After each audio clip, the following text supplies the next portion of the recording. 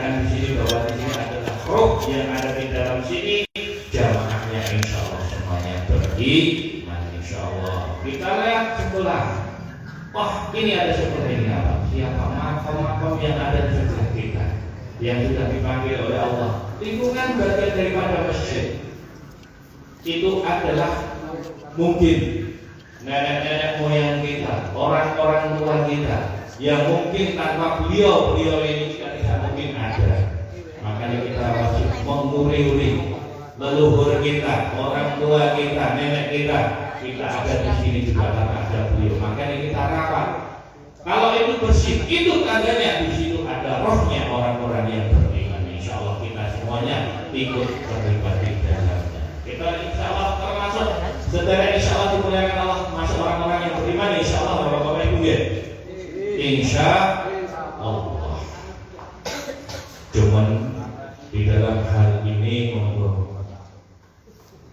kita melihat dalam suatu kalam di sini yang selalu kita hadirkan, mungkin kita lebih dalam lagi yang namanya al-kabirun bil kauni walau muhtaqulahum hadinul biyu masjurun bi muhayyatihi wa mahsyurun fil haikali dzati. Nah, itu penghuni alam dunia yang belum terbuka baginya hal-hal yang gaib akan terpenjara oleh hawa nafsunya dan terbelenggu dengan syahwatnya. Jadi ketika kita melihat semuanya itu, yang terpenting adalah kebersihan di dalam hati. Apa itu? Mungkin kita bisa membangun masjid yang megah, tempatnya juga termasuk fasilitas memadai. Cuman yang perlu kita bangun adalah orang-orang yang di dalamnya, jamaahnya bagaimana?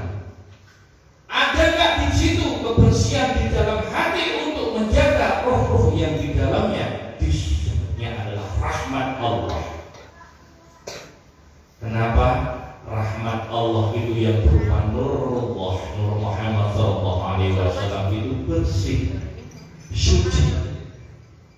Dan itu akan datang di tempat hati orang-orang yang beriman, yang selalu hatinya bersih, hatinya yang selalu tidak terbelenggu yang namanya hawa nafsu. Maka dari itu lebih penting kita menjaga yang namanya kebersihan hati. Apa? Yaitu mereka yang selalu menggantungkan hatinya dengan nafsu. Makanya itu harus kita bersihkan.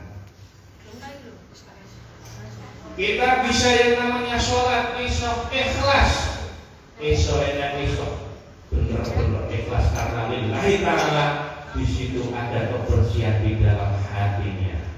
Tidak lain ketika dia melaksanakan sholat itu semata-mata karena ibadah untuk Allah, bukan karena pengen dipuja, bukan karena pengen dieluh-eluhkan, bukan karena dia pengen sok alim, bukan karena pengen dia rasa pekewoh. Aku pekewoh kalau susah dia aku gak sholat isin. Wah, wong tuaku sholat aku gak sholat isin. Mertuaku sholat aku gak sholat isin. Nah ini gitu. Ini bagian daripada apa? Hati yang mungkin selalu mengotori langkah kita untuk beramal soleh. Nah itu yang lebih kita jaga. Kenapa? Yang namanya bentuk zahir ini adalah satu syariat yang dituliskan oleh Rasulullah SAW. Ketika kita menghadap Allah, itu secara syariat bentuk zahir. Apa? Ketika mulut ini bicara mungkin yang tidak sepantasnya, ini mulut kadang berkata yang tidak bermanfaat, banyak ada sisa-sisa. Kita diberi oleh Allah yang namanya udara gratis tanpa membayar. Mungkin kalau kita melihat itu banyak sekali kita mungkin COVID, waktu dulu banyak di rumah sakit sampai kekurangan oksigen. Kita menghirup udara di sini tanpa membayar, dikasih oleh Allah. Alangkah kita bersyukurnya kepada Allah. Apa? Kalau kita sering membersihkannya, insya Allah itu semua kotoran dosa bisa kita melalui hidung. Insya Allah Allah bersihkan dengan air wudhu. Itu semua untuk zahir kita secara syariat itu dituntunkan Kanjeng Nabi. Cara bagaimana kita wudhu. Tetapi pada hakikatnya bahwa segala sesuatu yang ada di dalam tubuh kita, ketika ini kotoran dosa-dosa kita yang ada di dalam tubuh ini, kita bersihkan semuanya dengan air wudhu. Bahwa air itu adalah suci. Begitu juga ketika hati kita kotor, dibersihkannya hanya dengan rahmat Allah. Dan rahmat Allah itu berupa nur. Nur itu berupa nurullah dan nur Muhammad sallallahu alaihi wasallam. Ketika nurullah dan Muhammad sallallahu alaihi wasallam itu datang kepada tempat di dalam hati yang bersih. Makanya kalau kita ingin kita semuanya bersih, kita zahir kita bersih, kuncinya ada di dalam hati. Nah inilah saya yakin kalau hati kita bersih, insya Allah apa-apa yang di dalam bentuk zahir ini semuanya ikut bersih. Dan itu bisa dibersihkan dengan zikrullah. Apa? Allah bidzikrillahi tatma'innul qulub. Bahwa yang namanya kekayaan harta benda itu bukan ukuran untuk dia yang namanya kaya.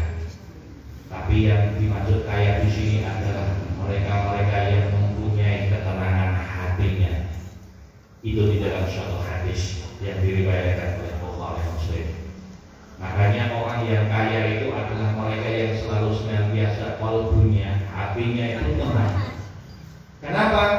Disitulah inna aliyallahu wala khaifun alaih walahum yahzan. Tidak ada rasa keraguan, tidak ada rasa khawatir, tidak ada rasa yang namanya cemas, apalagi sedih. Masya Allah, kuncinya di dalam ketenangan hati.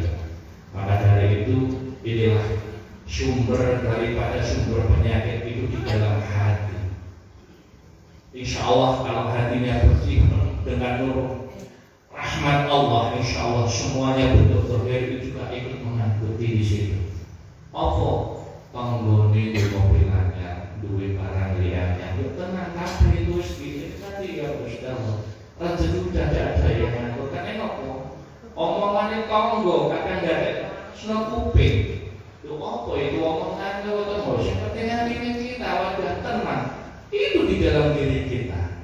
Jadi segala sesuatu itu tergantung hati kita yang menyikapi. Masya Allah, Bapak-bapak Ibu sekalian yang berkaitan dengan ini, toharoh dalam bentuk dari secara syariat mungkin juga dihubungkan yang namanya syariat. Apa yang ditunjukkan oleh Kanjeng Nabi, baik itu dari wudhu, masuk rumah, ataupun segala sesuatu, insya Allah semuanya sudah. Di masjid, insya Allah kalau kita menjadikan semuanya barokah, kita dengan nurullah, rahmat Allah yang kita cari. Bagaimana cara kita membersihkan hati kita daripada yang namanya syahwat dunia, hubud dunia. Apa itu? Orang-orang yang selalu senantiasa tergila-gila ataupun dia terlena dengan urusan dunia. Kalau kita insya Allah segala sesuatu muamalah kita niatkan untuk urusan akhirat, dunia juga ikut terangkat. Nah maka dari itu kalau kita niat segala sesuatu muamalah kita niatkan karena lillahi ta'ala. Karena tidak ada sesuatu amal dalam hal ini niat kecuali di situ niat karena ibadah karena Allah. Situ segala sesuatu bentuk apapun. Maka dari itu kebersihan di dalam hati ini intinya adalah kita bisa mengendalikan syahwat dunia. Apa itu? Mungkin yang namanya penyakit-penyakit hati, ria, sombong, takabur, hasad, hasud, pengen dipuja, egois, pengen menang sendiri.